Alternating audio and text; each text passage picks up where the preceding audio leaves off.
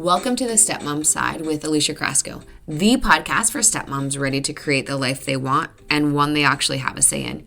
Here we talk all things stepmom life and just a little bit more.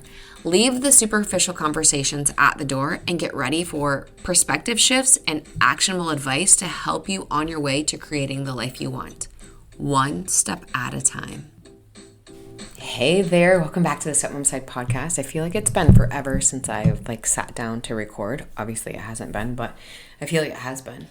However, before we get into today's podcast episode, I don't know what's going on in my office. I feel like there's a little creature that's up, like a squirrel or something, up in the ceiling, because I can hear it so I don't think that you can hear it on the microphone, but I'm oh my gosh, what is that? Last week my daughter and I were in London. We went to see some friends who live just south of London, and it was really great. We had a really, really good time. Monday, we got in on Sunday morning and took a 2-hour nap mid-afternoon because she didn't really sleep on the plane over, so I didn't really sleep on the plane over. And then Monday, my girlfriend and I went to a Pilates class. So this is the friend that actually got me into solid core. So when you see me posting online, oh yeah, I went to a solid core class this morning, this is the friend that got me into it.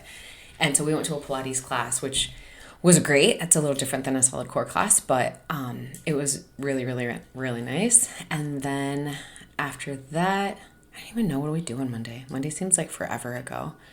It'll come to me. Tuesday, we went to the parks. That's what we did on Monday. We went to the parks, which is really cool because the park by their house has inflatables. I wish we had this in the States. So they had this massive slide. Then they had this massive bounce house with a big bouncy area in between of this big giant slide and this other bounce house that had a slide. So that was cool. You paid, I don't know, I think it was £13 for each kid. And the park was humongous. But then there was this inflatable bumper car area. So they had this little platform, and then the bumper cars were on top of that. And then there was these rowboat ones too, which was really cool, but in kind of paddleboard, or not paddleboards, but paddle boats. You paddle with them or pedal with them, but instead of that, they had handles on the wheels, so you would just turn them. This looks like fun. But the kids didn't get wet, so that was really great. And then Tuesday, we went ziplining, which was really, really fun. We went to a Go Ape, if you are in the UK area and you know what I'm talking about. So we went to a Go Ape location, and then stopped at a craft store, did a few other things, and then we took the train into London to see Matilda at Cambridge Theatre. Really, really great. Highly recommend it. It was really cute. Also, so in the States, it's really hard to tell, how big the, I want to say station, but that's not right. I'm thinking about trains. How big the venue, there we go, how big the venue is. If you go to see Matilda at Cambridge Theatre, it's a really small theater, so every seat is actually a really great seat. It's pretty intimate. So if you're looking at that, you can see from anywhere. Anyway, that was a really, really great thing. Now, we got back at 11:15 at night. My daughter was probably sleeping by midnight. Well, the next day I had booked tickets for her and I to go to the Warner Brothers tour for Harry Potter. So she and I left at 6:30 the next morning after 5.5 hours of sleep for me, but she got maybe 6 hours of sleep. Then we went to the Warner Brothers studio tour. We met at 8:30, our private driver. And then we did the tour. That was amazing. Highly recommend it. If you're in the London area and you can get a Harry Potter tour in, definitely do that. We got back to my friend's place at 4:30ish. The kids were swimming. We had dinner. My daughter was still going, and then she was horizontal and out, which was really great. And that was Wednesday. Thursday, we took the train back into London, so our third day into London. We did Buckingham Palace, the States Rooms tour, which was really great. So it's a walking tour with audio, and she loved it. And if you were on the family side, there were games and stuff for the kids to play too. But she was that was amazing. And I was yeah, that actually was really nice. And then we had lunch, and then we went to a park.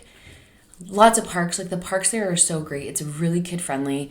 If you're ever thinking of like going to London, like it's really, really kid friendly.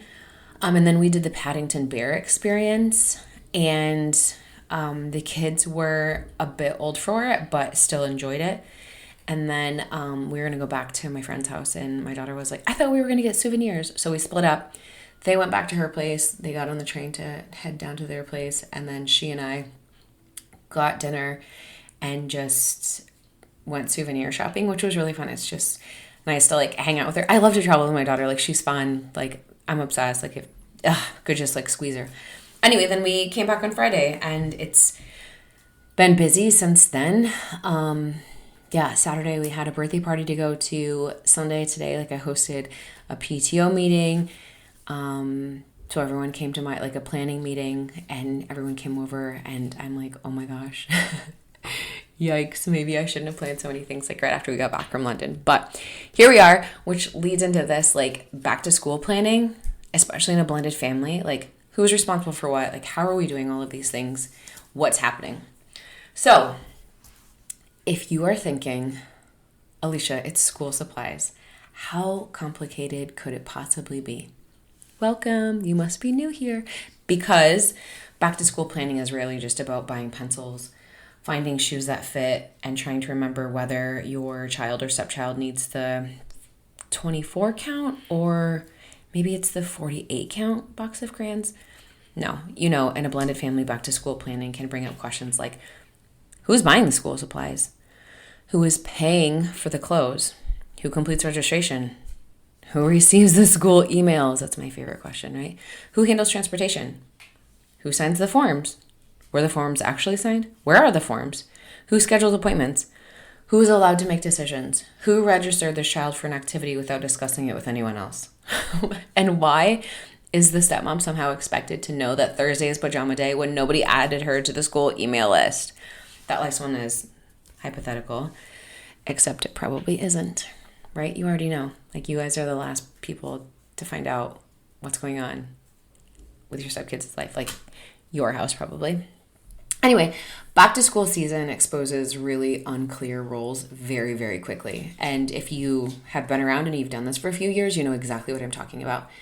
If your family has not talked about who is responsible for what, everybody may walk into later this month, or if you've already started school already, may walk into August with very, very different expectations. Your partner may assume you're handling the school shopping because you did it last year. Their mom may assume your partner is buying everything. You may assume that the parents already discussed it.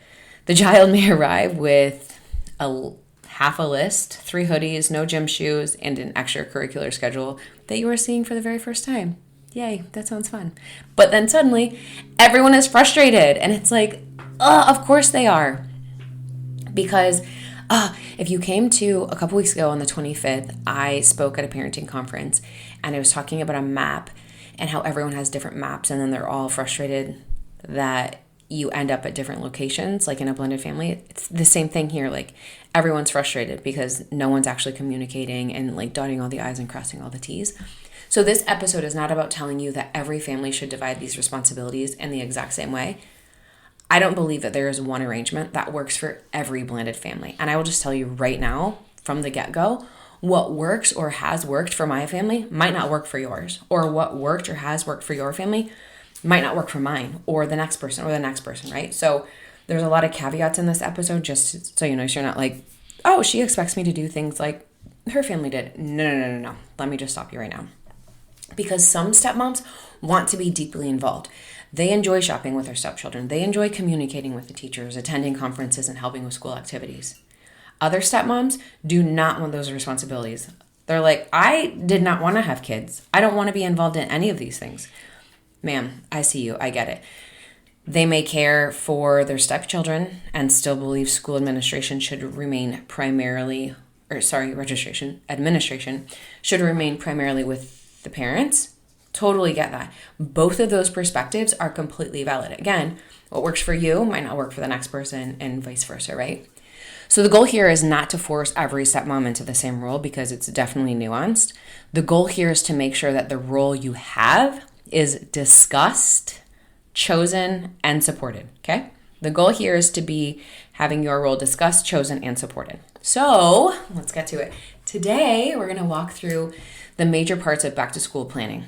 Shopping, expenses, registration, school access, sleep, routines, transportation, extracurricular activities, because you know that's a big one, and communication between the households. We're going to talk about the unsexy things of being a stepmom. But most importantly, we're going to talk about how to decide what you are willing to handle and what authority, access, and support you need if you are expected to handle it, because that is a big thing. Like, just because you're willing to handle something doesn't necessarily mean you have everything that you need to support that. So let's start with a planning conversation. Before anybody starts shopping or filling out any forms, you and your partner need to have a conversation. I know. Clear communication. That's definitely shocking advice from me, right? But please don't begin this conversation with, so what's happening with school? That question's too broad. And also the way that tone was not good. Your partner may say, tell me that your partner has said something along these lines. I think everything is handled. And then 2 days before school starts, you discover that everything did not include registering for the bus, purchasing supplies, completing the medical form, or figuring out where the child is supposed to be on the first morning. Instead, let's walk through the responsibilities individually. Let's ask these questions. What needs to happen before school starts? What has their mom already handled? What has your partner agreed to handle? What still needs to be done? Which responsibilities affect our household? What do you want me to handle? What am I genuinely willing to handle? Maybe you don't need to ask that question of your partner, but more so of yourself. And I would say ask yourself that question before you talk to your partner. Because if I take responsibility for something, do I have the information and the authority I need to do it? Are there deadlines we need to add to the calendar? What expenses should we expect? What does the parenting agreement or divorce decree say about school-related costs? What needs to be discussed with the other household? Do not assume that just because you handled something last year, you automatically volunteered to handle it forever. Life changes, work schedule changes, custody schedules change, children get older, school demands change. Also, though, your capacity, that changes too. An arrangement that worked last year might not work this year. And if you're sitting there thinking, my partner should already know what needs to be done, perhaps, yeah. But knowing what needs to happen and creating a clear division of responsibility are not the same thing. You can either have an intentional conversation now or enjoy 17 smaller arguments throughout August and September. Personally, I vote for the conversation, even if it does kind of get a little bit heated or a little annoying. I would rather have an annoying conversation right now than have these fights or have the anxiety bubbling up and feel like I'm suffocating. No. So in my family, the responsibilities changed when our situation changed. When my stepson and stepdaughter went back and forth between households, their mom usually handled shopping, registration, forms, transportation, and school communication. Now, we did get school communication, but she usually handled a lot of those things. But then when my stepdaughter graduated and my stepson moved in full-time with us, those responsibilities shifted. At that point, either my husband or I handled registration, forms, transportation, school communication, and the other things that came with having him in our home full-time. I would usually take him shopping for school supplies and clothes. As he got older, he was less I don't need new clothes for school. And a lot of times I would just do the school shopping. What does he need? What does he not need? My stepson didn't really care. He's just a basic notebook. He wasn't oh, I want these cute things I wanted to pick out. But of course I didn't get him cute folders or cute notebooks because he would have been why are these sparkly and pink and whatever. Anyway, so I just got him basic colors, but I would get a different color for each subject. Anyway, I was also included in decisions after he moved in with us full time. And that mattered because I was involved in the day-to-day responsibilities. I needed the information required to do those things. I did have access to things before he moved in, but I didn't utilize them to the full capacity until after he moved in full time. But there were also times that the division felt very unfair. Let me just be completely honest with you here. His mom lived a few hours away. My husband would be out of state. That often meant that I was the person handling most of these daily responsibilities. Now, mind you, when he moved in, I had a baby. My daughter was just a few months old. So here I am doing the parenting for 2 kids, completely separate ages, and he was a teenager and now I have a baby, like doing a lot of the things. And it was really frustrating. Like the division felt very unfair. I was like, I am here picking up all the pieces for everyone while everyone else just gets to live their life. Not really like what everyone was doing, but that wasn't necessarily because anyone sat down and intentionally decided Alicia should do all of this. But sometimes responsibilities land on the person who is physically present and available. One person fills a gap, then fills another gap, and before long, me, is managing the entire system. So just to be completely clear, this is how many stepmoms end up carrying a tremendous amount of responsibility without ever consciously agreeing to it. You do what needs to be done because a child needs school supplies. A form has a deadline. Someone has to provide transportation. The school needs an emergency contact. The child cannot be the one responsible for coordinating all of the adults. So Miss, I'm so good at doing everything. Let me do this too. So you step in. But helping because something needs to be done is not the same as agreeing to become the permanent manager of everyone's school responsibilities. If you have slowly become the default person, this, my friend, is your opportunity to pause. I want you to ask yourself this. Which responsibilities did I actively choose? Which responsibilities did I accept because no one else was doing them? Which ones am I comfortable handling? Or which ones am I still comfortable handling? Which ones are causing resentment? What needs to change this school year? And here's your reminder. You do not have to wait until you are completely burned out before you revisit the agreement. Okay? You don't have to wait till you're completely burned out before you revisit the agreement. Now let's talk about school shopping. Before anyone goes to the store, wherever it is that you go, and starts emotionally bonding with color-coded notebooks, hello, that was me, determine what your stepchild actually needs and who's purchasing it. Start with the official school supply list, then look at what the child already has. This was a big thing for us because I would buy things and then there were things that weren't used from last year. And I'm like, then I'm not buying that again. To me, that's a waste of money. Like, we have this, it's not even been used. Let's use this. So again, here's a reminder for you. Not every item needs to be replaced simply because it's August. Backpacks, lunchboxes, calendars, binders, water bottles still may be usable. Then discuss who is purchasing the required classroom supplies. Will the cost be split? Does the child need supplies at both homes? And if so, which? Which supplies do we need? We don't need everything at both homes. Who's buying clothes? Are school shoes included? Do they need gym clothes, uniforms, technology, activity-specific equipment?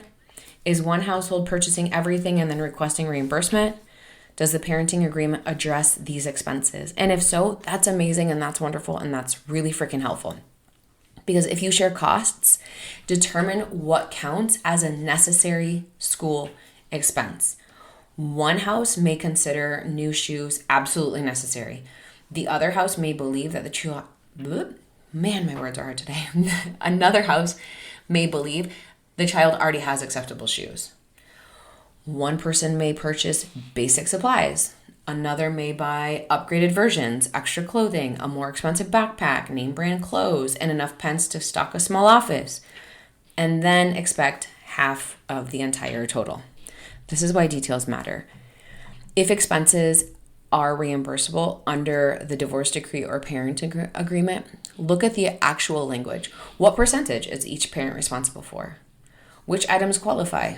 Are receipts required? Is there a deadline for submitting those expenses? Does the other parent need to approve a purchase beforehand? Do not guess about the legal obligations here. Review the agreement and seek appropriate legal guidance if the language is completely unclear. If you've been doing this for a while, you probably have a good handle on how things go or how things happen. But the agreement may tell you guys how expenses must be divided, but it will not necessarily resolve every single disagreement about what the child needs. So be prepared. Be prepared for some sort of disagreement or some sort of pushback from the house. That still requires communication, though. So if you are a stepmom doing the shopping, clarify your role before you go.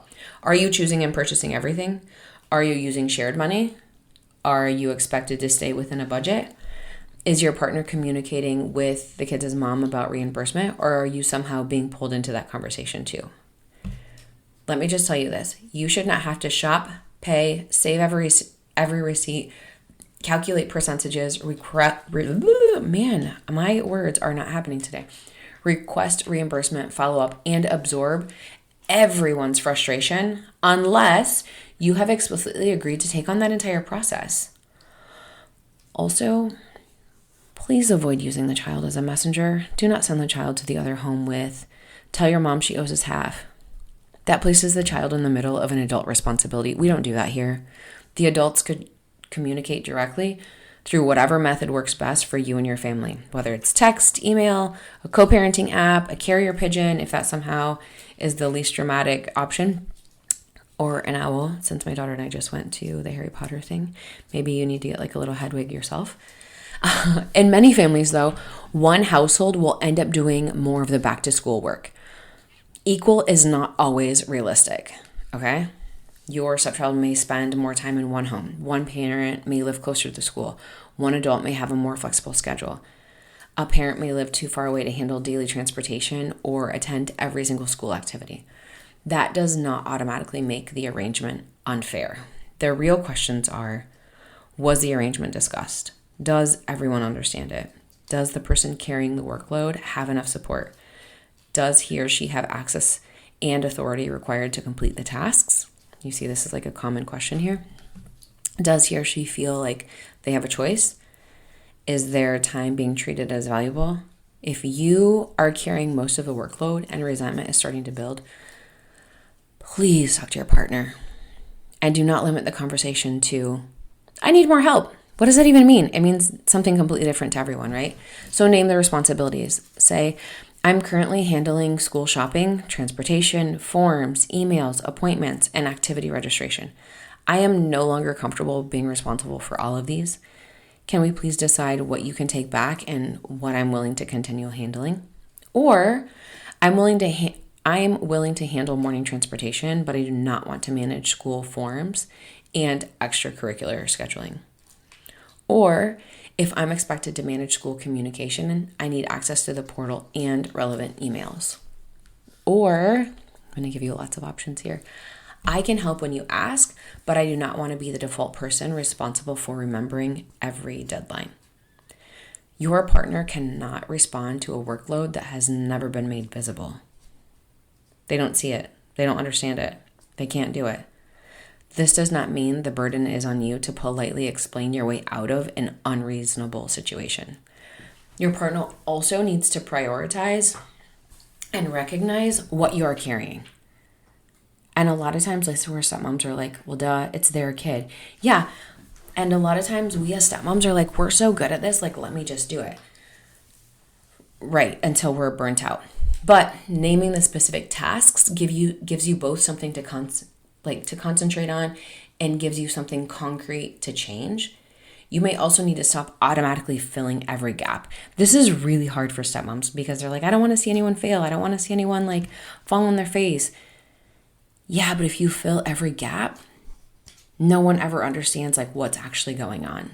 And that can be uncomfortable, especially if you're used to preventing problems before anyone else notices them, because you don't want them to be uncomfortable or you don't want them to suffer or whatever it is.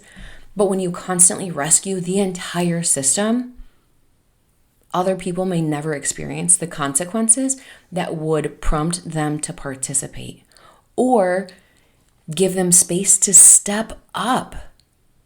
So that doesn't mean allowing a child to suffer to prove a point. It means deciding in advance which responsibilities belong to you and which belong to your partner. Then allow your partner to manage the responsibilities you agreed were theirs. Do not take them back the first time your partner handles them differently than you would. Different does not always mean wrong, okay? Annoying? Maybe. Frustrating? Absolutely, but not necessarily wrong. So this brings us to one of our biggest issues for stepmoms.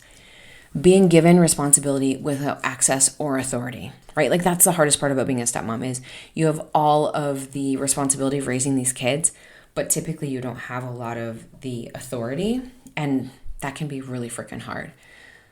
A stepmom may be expected to pick the child up from school, but nobody's added her to the approved pickup list. She may be expected to respond to school needs, but she didn't receive the school emails, or she doesn't receive the school emails. She might be responsible for transportation, but no one consulted her before registering the child for an extracurricular. Like, tell me that you know exactly what I'm talking about. She might be expected to enforce a routine, but her partner won't support the limits required to make that routine work. She might be expected to attend an appointment, but does not have the information or the legal authority to make decisions. If you are responsible for completing a task, you need the tools required to complete it. That doesn't mean every stepmom should automatically be listed as an emergency contact, authorized for pickup, added to every portal, included in every conference, or expected to communicate with teachers. Again, some stepmoms want that involvement and they're happy about it. Others are like, absolutely not, hands off, I want no part of it. Both sides completely valid. So it's important to discuss each responsibility individually. Do you want to be listed as an emergency contact? Do you want to be authorized to pick up the child from school? Do you want school emails? Do you need portal access? Do you want to attend conferences? Do you want to be involved in school events? Are you comfortable communicating with teachers? What decisions remain with the parents? Do not treat access as an all or nothing package. Okay? I think that's where we get hung up. I'm either all in or I'm all out. Nope. Let's be honest about this. Like, it's not all in or all out. Okay? Deal? Okay. A stepmom may be happy to pick the child up from school without wanting to receive every classroom email. She might want to attend school events, but not parent-teacher conferences. She may need access to the activity schedule without wanting the responsibility for managing their registration. She may be willing to help out in an emergency without wanting to become the first person the school calls every time the child forgets a lunch, their backpack, a coat, whatever it is. So discuss the actual responsibilities rather than assigning a vague role like involved a stepmom. No, we're not doing that. What does that look like to you? And remember, being included should not secretly mean being assigned more unpaid administrative labor, because God knows you already have enough. And sometimes someone says, of course we want you included. When what they actually mean is, congratulations, you now receive 47 emails a week and are responsible for Spirit Day, which is, by the way, tomorrow. And we need a blue cowboy hat that has a bright green star on the front of it. Where are you going to find that at this point in time? You're not going to find it. Access should support the role you have chosen. It does not or should not automatically expand that role. Okay? So access should support the role you have chosen. It should not automatically expand that role. If you and your partner have never clearly talked about household roles or expectations, guess what? Back to school season is a good time to start. I do have a free house expectations resource that can help you discuss what happens in your home, regardless of who handles which responsibilities. And this will help you where expectations may be very unclear. So if you want that, head to aliciacrasco.com/expectations. And please do not wait until you're in the middle of an argument about a missing permission slip to have the conversation. Use this resource when things are relatively calm. Go through it together, identify the areas of where each of you has been operating from a different assumption. This resource is for your entire house. It's not specifically for back to school things, just to give you a heads up.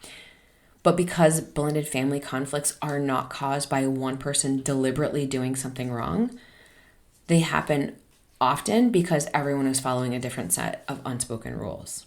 And unfortunately, unspoken rules are very difficult for the rest of the family to follow. Remember the map analogy I used earlier? Your map looks one way, your partner's map looks another way, the kids' map looks another way. Don't get caught doing that. Please get some house expectations set up before school starts back up. Like, we can start like a new routine. We can start all of the new things before school starts back up. registration can involve much more than confirming the child's name and address. You already know that though, right? Like you're the stepmom, like you're dotting all the I's, crossing all the T's. But just to be clear, there may be medical information, custody documents, emergency contacts, transportation requests, technology agreements, especially in today's world, meal accounts, like how much money is in there, what's the frequency of what they're going to be updated with, like all the things. Maybe our school doesn't do this early on, but I know some schools do, like photo permissions. Ours does it like right away, but I know some people get like a slip to come home. Like, you know, can your kids have their pictures taken? And then also like communication preferences. Like, do you want to be called? Do you want to be texted? Do you want to be emailed? Decide which parent is responsible for registration. And maybe you split it up. Maybe the other house does their part. Maybe you guys do your part, whatever that looks like. Like we've had registration papers specifically like with emergency contact information. Like the other house does theirs, like their part of it, and then they send it to us. And then we've also done it like, okay, this is what was on the form last year. Do you want me to put this on the form this year for you guys? Like obviously depending on your situation, right? What works for one family doesn't necessarily work for another and vice versa.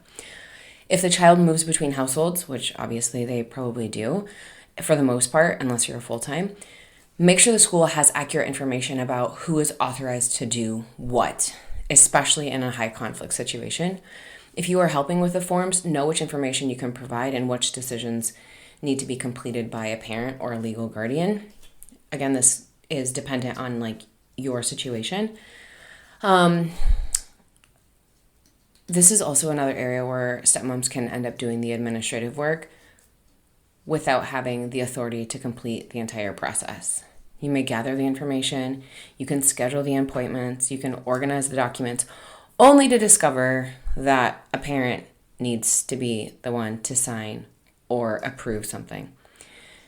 Frustrating, right? So clarify that before the deadline. Also decide who monitors school communication.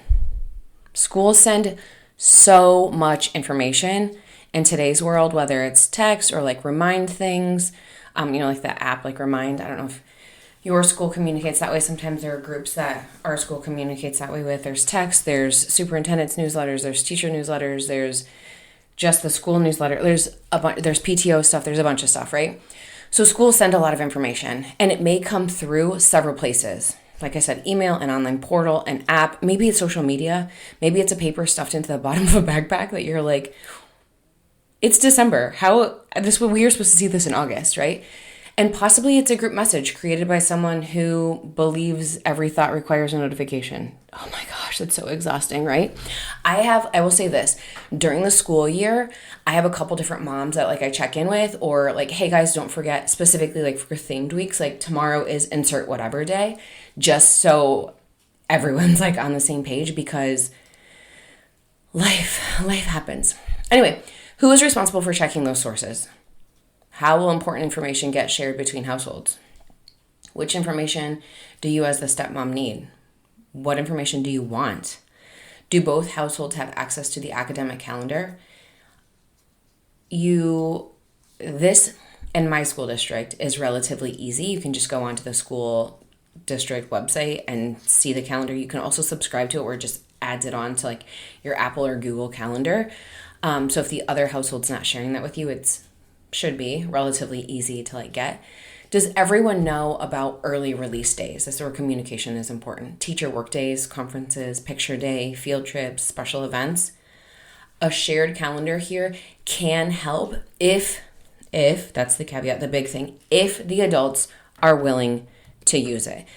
It makes it so much easier. However, not everyone is willing to use it, but then also if you have an Apple product and you just use iCal and you don't use Google Calendar at all, and then the other house has Android and they only use Google Calendar and they don't have access to iCal. So there's a lot of different things, right? So a shared calendar can help if the adults are willing to use it or if they have the access to it, but a calendar is not magical. Someone still needs to add the information. And more often than not, who do you think it's going to be? And everyone needs to check it. So just because it's on the calendar doesn't mean everyone's checking it. Hell, I've got stepmoms that I coach where they're like, With me and my partner, we have a shared calendar and I add things on there and they don't look at it. So even just like in your own relationship, like your partner might not even look at things that pertain to you. There's no guarantee that anyone's looking at a shared calendar between the houses. So if you decide to do a shared calendar, decide who owns the task instead of saying we should put it on the calendar and assume that the calendar elves will handle the rest. I have a calendar fairy at my house. It's definitely me.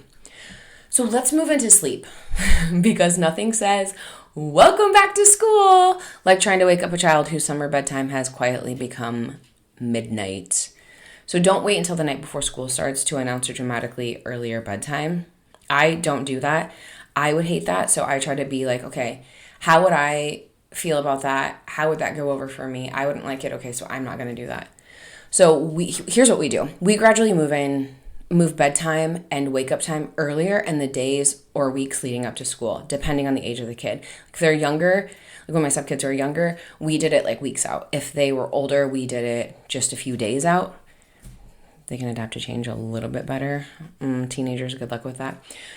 Again, the exact timeline will depend on the child, their age, and how far the routine has shifted. And it can be quite a lot depending on like house to house routines. If bedtime moved significantly during the summer, just adjust it in smaller increments. I guess that's like the terrible thing about summer. Like the days are so much longer. It's like, it's 10 o'clock at night. When is the sun going to sleep? Because it would make it so much easier for bedtime. Oh my gosh. But start waking the child up earlier too. And earlier bedtime is difficult if they slept until noon.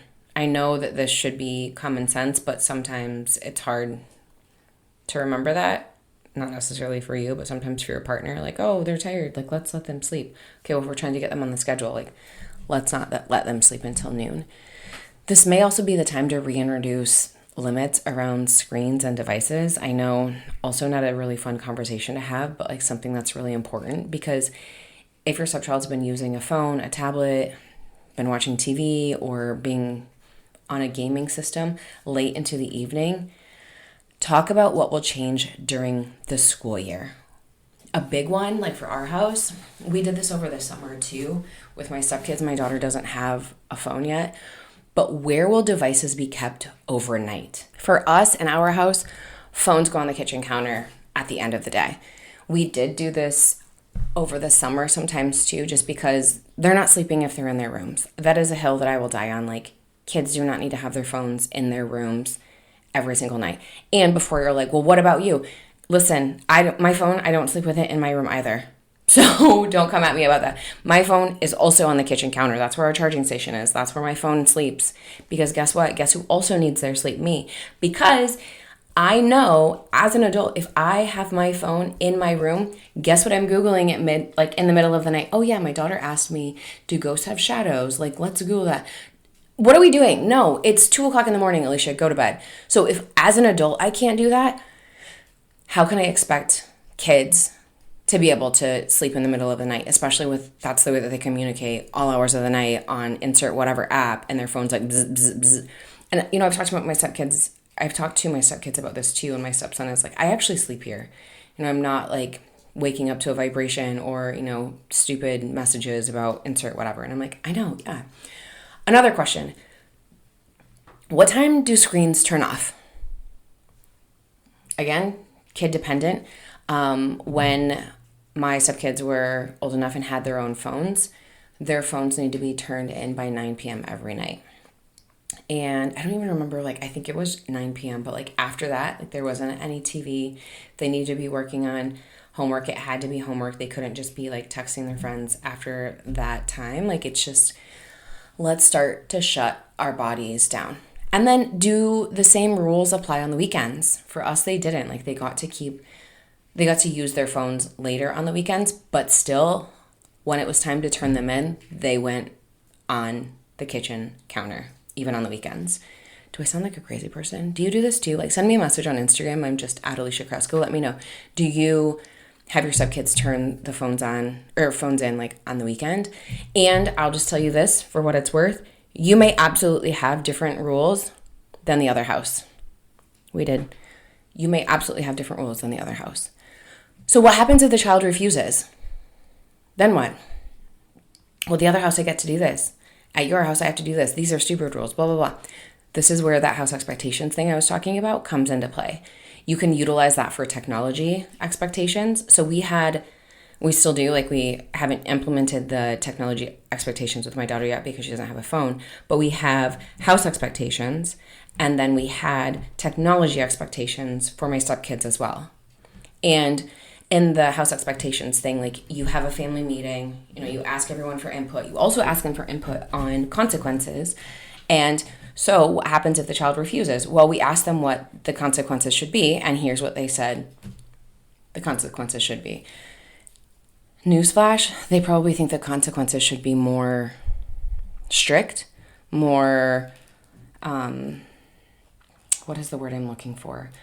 Harsher, there we go, more harsh than you think that they should be, which is kind of interesting. And so, like, when we did the technology thing, if they thought that their phone should be, like, on the weekends, let's say, I think we should turn our phones in by, like, 9:30, since we do it 10 on the weekends, or weekdays, and we thought 10, well, we would probably do ours, or, like, a little bit later than 9:30, so I think we did 10. I don't even remember, that feels like forever ago, but it was, like, something that was such a big deal to me. Anyway, that's a different story for a different day. All that to say, this is not solely a stepmom's decision to announce and enforce unless that authority has been clearly established in your home, right? Connection over correction. Like, you can't come in guns blazing and be like, this is what we're doing. This is where house expectations is going to be your best friend.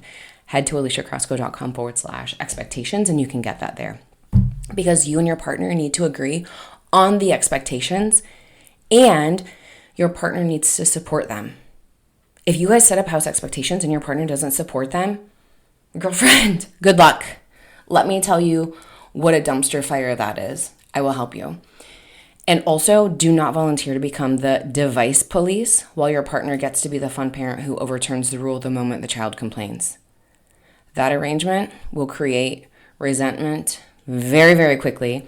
And then you will find yourself in my office laid out on a couch telling me your deepest, darkest secrets about why you hate being a stepmom. Because, yes, I would say initially your partner needs to be the device to police. Device to police? Device to police. So again, routines may differ between houses. They differed in our family. One home may have an earlier bedtime. One may allow devices in the bedroom. One may prepare everything the night before. The other may operate with a more flexible morning routine. It just depends on what each house looks like. It doesn't mean that one is better than the other on certain things, like allowing phones in bedrooms. I will definitely die on that hill. Like, they need to be turned in. But if everyone at the other house prepares things the night before and you guys operate with a more flexible morning routine, that doesn't mean that your way is better. Everyone just does things differently. However, consistency between homes can make transitions so much easier for the kids if the adults can agree on certain basics. That would be great. But you're not able to control the routine in the other house. You can communicate. Or your partner, you can make requests. Parents can discuss what would support the child. That would be amazing, right? What would support the child? But you can't force another home to operate exactly like yours.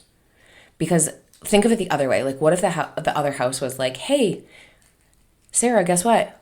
We think you need to run your house like this. And you're like, the hell we do? Absolutely not, right? Same thing. So focus on creating a routine that works in your home. Okay? So you can say, at our house, devices charge in the kitchen at night. At our house, backpacks are packed before bed. We didn't do that, but actually that would be a really great idea, because then it would be like, oh, actually my homework's not done. And you would find out not at 7 o'clock the next morning. At our house, bedtime is at insert whatever time on school nights. At our house, everyone needs to be ready to leave for the bus stop or for school or however your morning looks by 7:30 or whatever time works for you.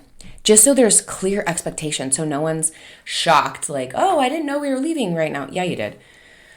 You do not need the other house to validate every single routine you create. You're not going to get it. You are not going to get it. At the same time, please, please, please, please, please avoid putting the child in the middle by criticizing the other home. You can explain your household expectations without saying, well, your mom lets you do whatever you want.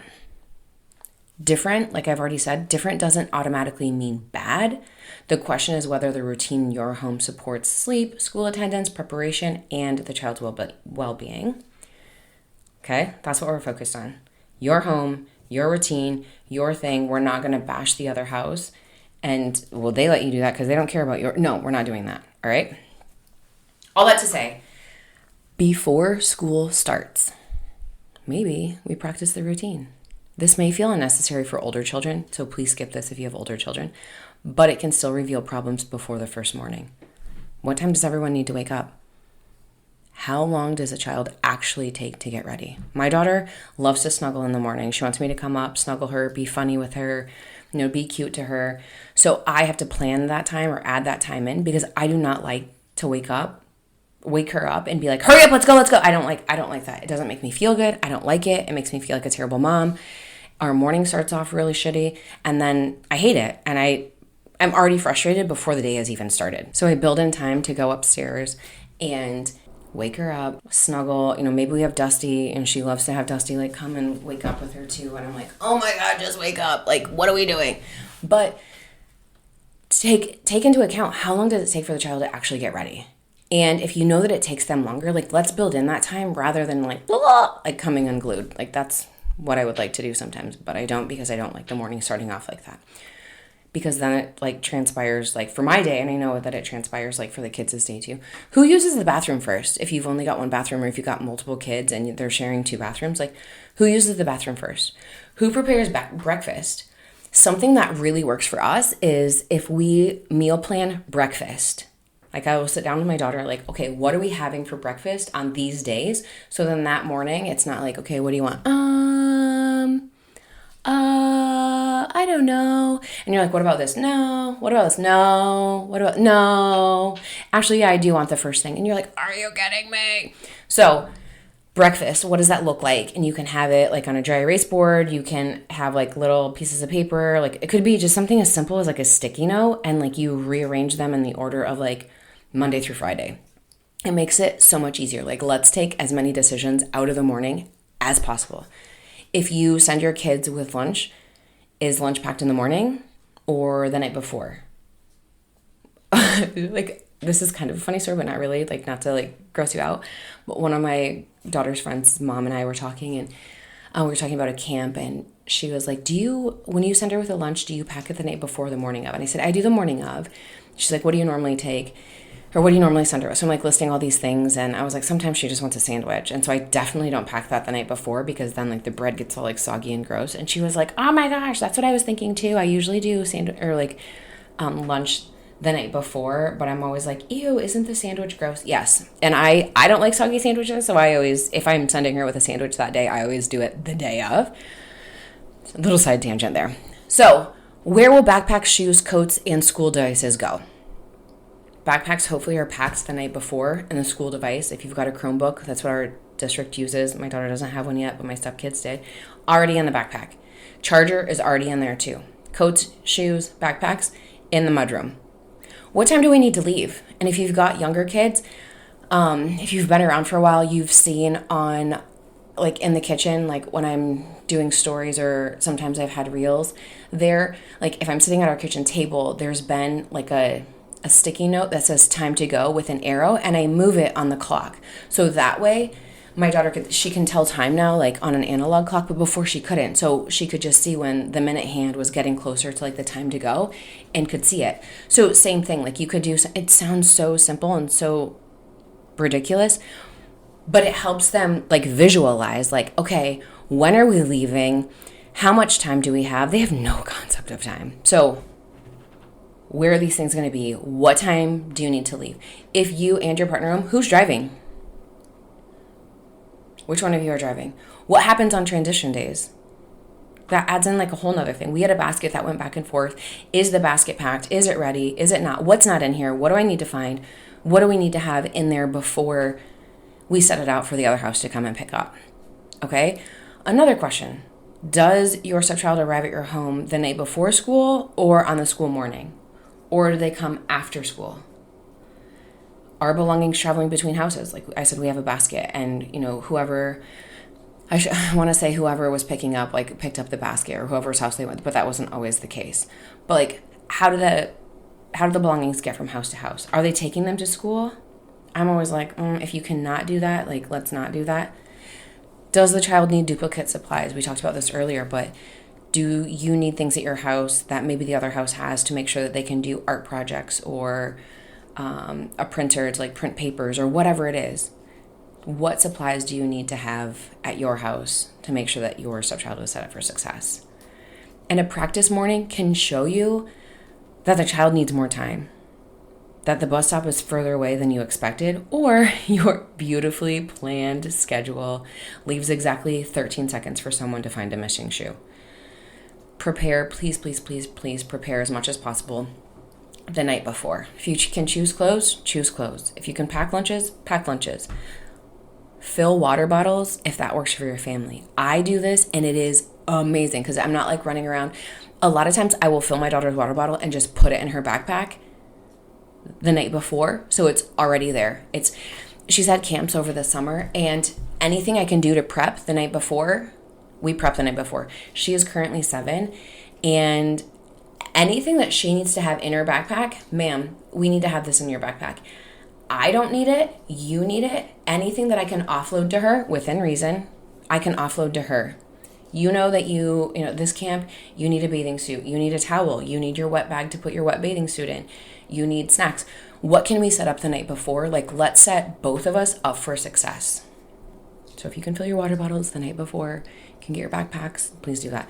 Charge devices. I know this is ridiculous, but you can have like a checklist too, like at the end of the night for your kids, your stepkids to look at. Like, are their devices charging? If not, let's get on that. Where is your charging station in your house? Like I've said to you 100 times in this, on our kitchen counter. Sign forms. Put backpacks and shoes in the same place so everyone knows where they are. Review the next day's schedule. Who's got practice? Who's got insert whatever? Who's got band practice? Who's got a piano lesson? Who's got an extracurricular? Like, what do we have going on? And like I said, like as children get older, involve them in this process. Granted, because I've already gone through this as a stepmom with my daughter, I'm always like, okay, tomorrow we've got this, that, and the other going on. Here, we're going to have this first, then this, just so she knows like what's happening. Back to school planning is not about adults creating a flawless system around the child, but it's also an opportunity to help your stepchild or your child to take age-appropriate responsibility. Period. The end. A younger child may choose clothes and put their lunchbox by the backpack if you can like set it out.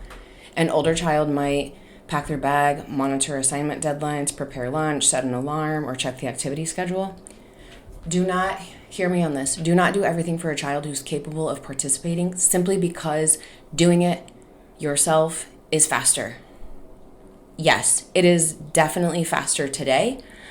It is not faster, listen to me, it is not faster when you are still managing every single detail years later. Ask me how I know. Please ask me how I know. Now let's talk about transportation and transition days. Now that we've got like our day set up and we're hopefully like on a pretty good thing here. Transportation needs to be discussed before school begins. Who takes a child to school? Who handles pickup? Is the child riding the bus? What days are they riding the bus? Who completes their bus registration? What happens if the child misses the bus? Who provides transportation on the other parent's days? Are there activities immediately after school? Who handles last minute schedule changes? Ugh, right? If a stepmom is expected to provide transportation, ask whether you've actually agreed to it. And it's not just thrust upon you at the last minute, just to kind of like get out in front of it. Being available does not mean being permanently on call. If your schedule allows you to help and you want to help, wonderful. If you don't, also your choice. If daily transportation interferes with your work, your appointments, your other children, or basic sanity, that needs to be discussed. Transition days need extra attention. If the child moves between households during the school week, decide how school materials, uniforms, medications, instruments, sports equipment, and technology will move with them. Will items travel with the child? Will homes keep duplicates? Who's responsible for remembering them? What happens if something gets left behind? That used to be so frustrating to me. Try to create a plan that does not make the child responsible for managing conflict between adults. That's the biggest thing here for like when you're transitioning items for the kid. If something gets left behind, that's so frustrating. It's so annoying. That used to be something that would like set me off. Thankfully and regretfully, that's not the right word, but like thankfully and unfortunately, like we lived close enough to the other house where we could just like go there. But it's really frustrating to be like, okay, let's make dinner. Oh no, we have to go somewhere to like pick up stuff because you forgot it. But again, they're kids, still frustrating though. Children can take age-appropriate responsibility for belongings, but they shouldn't be blamed for a system that's too complicated for the adults to manage either. Like, ugh. All right, now everyone's favorite conversation. Sorry, this episode is like a solo episode, but it is kind of long, right? Let's talk about extracurricular activities. Ugh, extracurricular activities can be painful for so many stepmoms because one registration can affect both households. Actually, it does affect both households. It affects all of the adults, parenting time, transportation, finances, meals, weekends, and family plans. So, in a perfect world, let me just clarify this. In a perfect world, before registering any of the kids for an extracurricular, the parents should probably discuss the schedule, the cost, the time commitment, transportation, equipment, practices, games or performance, travel, how the activity affects parenting time, whether the child is already overscheduled. If it's the only night that they have off and you're just about to slot something in there, like can we rethink that, please? What happens if an event falls during the other parents' time? Like what if it's a sporting event that or a sport or like show choir or something that our house is really interested in, but like the other house isn't, and now it's falling during the other parents' time? Like we should probably be considerate. Again, keyword there is should be considerate of the other parents' time. Don't just assume that because an activity is for the other child, every adult is automatically available and willing to support any schedule attached to it. Now is a good time to put in a caveat. This would be really great for the other house to pay attention to, right?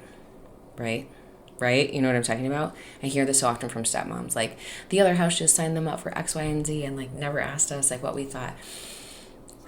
Yeah, woosah. So yeah, children benefit from activities, but adults still need to coordinate the logistics. One parent shouldn't register the child and then inform everyone else. Guess what? Now you have 3 practices a week, games every Saturday, and a tournament 6 hours away. Good luck. That is not coordination. That is an announcement. And if the parents disagree about the activity, maybe your parenting agreement may provide guidance about decision making and maybe the expenses, like how that goes, like, okay, who has the authority to make the decision and who's paying for it, or what does reimbursement look like? Again, review the actual agreement and seek legal guidance when or if necessary. If the stepmom is expected to provide transportation, supervise practice, purchase equipment, rearrange work, or give up household plans, she should probably be included in the logistical conversation. That doesn't mean that she necessarily or you necessarily have like the final say, but it does mean that your time should not be volunteered without your consent. Your partner shouldn't say, oh yeah, we can make that work if we means you will drive and you have no idea that you're being signed up to drive. So maybe we ask, who registered the child? Was the other household consulted? Who's paying? Who will transport the child? Does the activity interfere with parenting time? Are both households willing to support the commitment? What happens if there's a conflict? Big question here, is the child genuinely interested, or are the adults creating a schedule the child cannot sustain? Is the child genuinely interested, or are the adults creating a schedule the child cannot sustain? If each household has different expectations about attendance, I don't know, maybe we should be addressing that too. Maybe we should discuss that too. One home may believe that the child must attend every single practice. Another may prioritize family events or parenting time differently. Those disagreements, though, should be handled between the adults, not through the child and not through the stepmom being told at the last minute to fix the schedule. You, my friend, are not a Band-Aid to come in and be like, okay, I'm going to make everything better for everyone. If you are the stepmom being asked to handle activity transportation, here's what I think you should be saying. I can drive on Tuesdays, but I'm not available on Thursdays, or whatever days that you're available. Or maybe you're not available at all. Or another thing you can say is, I need to be consulted before transportation commitments are made for me. I'm willing to attend games, but I do not want to manage the team schedule. I cannot be responsible for transporting equipment between both homes. I understand this activity matters to the child, but I cannot rearrange my entire work schedule to support it. A boundary is not a declaration that the activity doesn't matter. I just want to tell you that regardless of whatever your partner thinks, a boundary is not a declaration that the activity doesn't matter. It's an honest statement about what you can contribute. Okay? It's an honest statement about what you can contribute. Now that we've covered a lot of like the logistical things, let's talk about back to school preparation and how it's not only logistical. Maybe the kids feel anxious about a new teacher, a new building, harder work, friendship, changing schedules, or maybe they're anxious about moving between homes during the school week. It's been summer and they haven't had to do it, and so now they're like, oh, I feel weird about it. Guess what? We as stepmoms feel anxious too. You might be wondering whether the new routine will take over your life. You may already resent the responsibilities you expect to inherit. You may feel excluded from decisions that directly affect your household. You may worry that speaking up will make you look selfish or unsupported or unsupportive. Pause before school starts and name what you're feeling. Then decide what conversation you need to have. Do you need more information? Do you need your partner to take ownership of specific tasks? Do you need permission to step back from something you never agreed to manage? Do you need to ask for access to something here? Do you need your partner to communicate with their mom instead of placing you in the middle, their mom meeting like the kids' mom? Do you need your partner, I'm just going to reread that so now you have context. Do you need your partner to communicate with the kids' mom instead of placing you in the middle? Do you need to clarify how last minute changes will be handled? You, my friend, are not difficult because you want clarity. You are also not selfish because your time matters. You are not selfish because your time matters. You are not unsupportive because you do not want to be responsible for every school-related task. You can care about your stepchild's education without becoming the family's unpaid school administrator. And if you choose to be highly involved, that's valid too. The important word there is choose. So before we wrap up, here are conversations I want you to have before school starts. If you're listening to this and you're like, Alicia, it's the beginning of August. I know, but it comes sooner than you think, right? So here are conversations I want you to have before school starts. First, shopping and expenses. What does the child need? What do they already have? Who is purchasing supplies, clothing, shoes, or equipment? What does the parenting agreement say about expenses and reimbursement?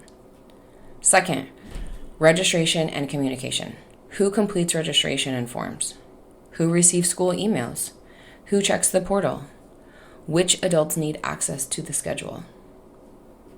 Do you want to be listed as an emergency contact or authorized for pickup? All great questions to know.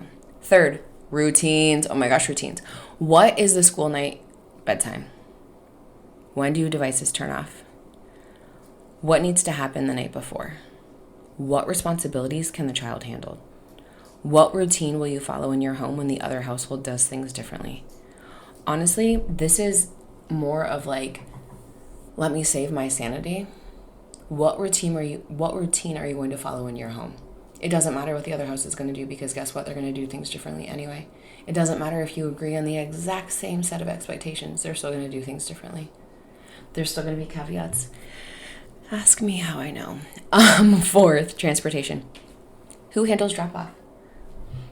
Pickup, the bus, transition days, and schedule changes. Has a stepmom actually agreed to transportation responsibilities assigned to her? Have you? Because if not, we shouldn't be doing them. because you're going to be resentful. 5th, extracurricular activities. Who can or is going to register the child? Who pays? Who transports? How will activities affect parenting time and family plans? What happens when when households disagree? That is a huge one. I see this so often when one family thinks that they can and do sign a stepkid up for something, and the other house is like, absolutely not. Well, now what do we do? Because now we're in a gridlock. Now we are at a standstill, and you just battle it out. And finally, let's talk about roles. What is your partner responsible for? What is the kids' mom responsible for? What are you willing to handle? What are you no longer willing to handle? Do your responsibility, information, access, and authority all match? Let me just tell you this. You don't need to create a perfectly equal system. But what you do need, my friend, you need a clear system that works for your family and does not depend on one exhausted person, you, silently holding everything together. Okay? You don't need a perfect family. Not everything's going to be equal 100% of the time. But we do need a clear system that works for everyone and doesn't depend on you doing everything and also like hating your life and you're like texting your friends FML. I don't know how many times I've gotten that already over the summer, like from stepmoms, like, FML, what are we doing? I'm like, I know. So back to school can be exciting, but it can also magnify every unclear expectation in a blended family. The goal here is to not eliminate every schedule change, forgotten form, or awkward co-parenting conversation. Those are going to happen. That's okay. That's normal. They suck, but they're normal. The goal here, though, is to stop relying on assumptions. Well, I just assumed this, or you just assumed that, or they assumed this. No. We know what assuming does, right? Let's talk about the responsibilities individually. Decide what works for your family. Give people the access and support they need for the responsibilities that they accept, you included. And also, let you choose how you want to be involved. And remember that helping does not mean becoming responsible for everything. We're not doing that. We're not going to be responsible for everything. So if these conversations feel hard in your home, ma'am, you do not have to sort through them alone. Inside the Stepmom Side community, you can talk with other stepmoms who understand the complicated roles, the unclear expectations, the resentment that creeps in because you know that it does, and also the family dynamics that make something as ordinary as starting school feel completely overwhelming. Inside the community, you get support, practical strategies, and a place where you don't have to explain why these situations are hard. The stepmoms in there just freaking get it. If you want to come join us before school starts, come join us at aliciacrosco.com/community. And if you know another stepmom who is currently staring at a school supply list and wondering how she somehow became responsible for the entire educational system, please send her this episode. And if this resonates, go ahead and share it on social media and tag me. I appreciate you listening, and I will chat with you next week. Thanks for taking time to listen to this week's episode. If anything was helpful or resonated with you, please share it on social media and tag me. I'm just at Alicia Crosco. And if you could leave a 5-star rating and a review while you're at it, that would also be really helpful. And if you find yourself struggling with your stepmom journey and you want a little bit more support without the hefty price tag of coaching, you might want to check out the Stepmom Side community, which is my own private community for stepmoms, where you get to connect with other stepmoms around the world and myself, where I hold weekly office hours and monthly group coaching. It's kind of like you have your own personal coach in your own back pocket. Again, without that hefty price tag. See you next week.